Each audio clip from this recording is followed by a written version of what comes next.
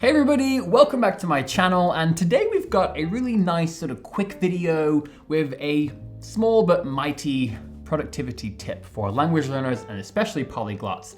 And this is something that in my current moment in life where I'm going through this big transition, I'm kind of coming on the other side of it now, but there's this process of re-establishing brand new habits and rituals and of course evolving those into a routine. I honestly kind of forgot about this tip and it's become vital for my success. So that's what we're talking about today. Let's jump in, and of course before we do, please feel free to give this video a like, just if you're feeling it, if you're in the mood. Now the basic tip is essentially that we need to always keep in mind, in my opinion, that you don't have to do everything every day. And in some cases, that could be a really bad idea to try to do that. And that's the mistake that I have made recently. Now, quite a while ago, when I wrote my first book, I had a whole chapter about this 3-tiered prioritized rotation system. And I have a video about it too, which you can find if you click here.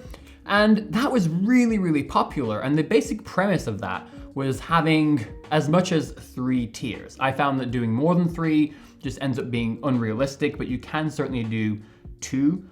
Now, the idea is that the first tier are things that you do every single day, right? So those are habits that are your top priority, most important. And that could be based on how much you need them, how important they are in a very sort of tangible way in your life. But it could also be things that just require more effort or more continuous momentum, right? In the case of languages, maybe you have a newer language that is just so foreign to you, and you really do need that daily exposure to keep the momentum, just to see things often enough for them to stick. But maybe you have another language that you're more advanced in and you just don't need that daily exposure necessarily. And so that could be a good candidate for tier 2, which is things that are on a fixed rotation, right? So this could be, cool, I've got Japanese, brand new language, gonna do it every single day, that's tier 1. But I also have French and Spanish, which are languages I speak pretty well, so I'll do 3 days of French, 3 days of Spanish. And then maybe the last day is sort of whichever one feels right. Tier 3 is basically just stuff that you find time for as and when. So lowest priority, things that you do want to make sure you do over time, but it's not as crucial that you do them every single day or even every single week. And this is a beautiful system. Works really well, but you could do anything, right? And it could even be that nothing is daily.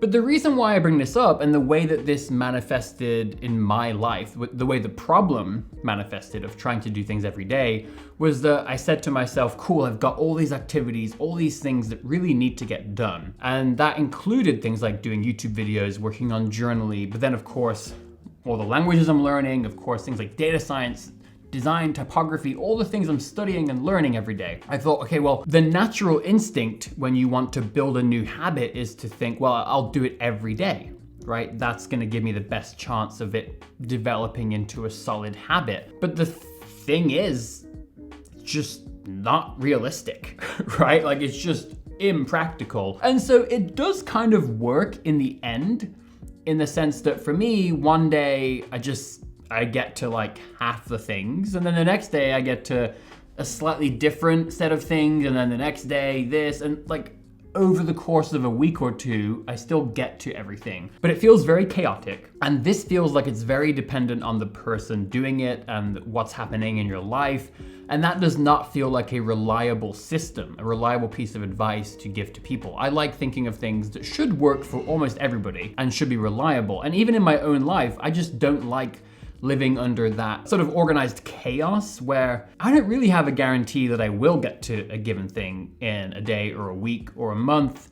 So for me, this was just a really important reminder that it's just not only okay to not do everything every day, but it's also probably a good idea if you have as many things going on as I do. Now, this is of course very obvious for how it's applicable to polyglots, because let's say you, like I said, maybe you have French, Spanish, Japanese, maybe more. It's pretty clear to see how it may not be realistic to study a bunch of languages every single day. But a lot of people do try to do that, right? And a lot of people end up getting frustrated and sort of falling behind. So that's still an important message, but especially as we talk about language learning in the context of your life. Because again, lots of people talk about language learning as if it's the only thing in people's lives, right? And so like, here's a system you can do if you have the money and the time and the resources, and also if this is the only thing you're doing. But it's really important to always, in my opinion,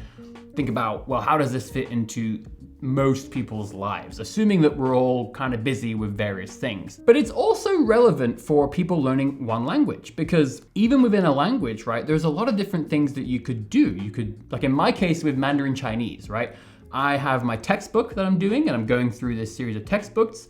Alongside that, I have Scritter, where I'm learning all the new words and vocab and Chinese characters and reviewing all the stuff. I've recently brought back in Glossica, which I'll talk about soon, but I also have like the podcast that I've been transcribing and studying, and then I also use Scritter to learn the words and phrases from the podcast as well.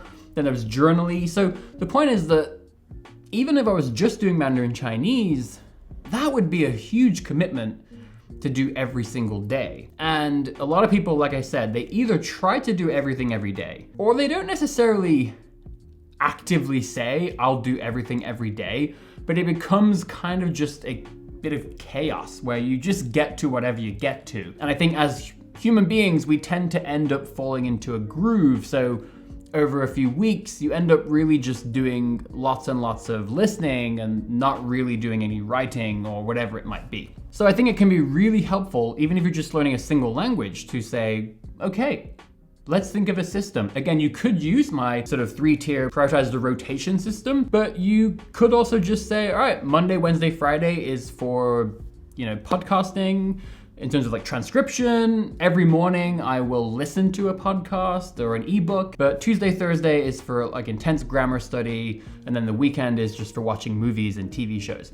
Just an example, but the point is, like I said, you don't have to do everything every day, and I think very often we try to, and it just becomes kind of chaotic. And with that, I will leave you, and I hope you have an excellent day of language learning.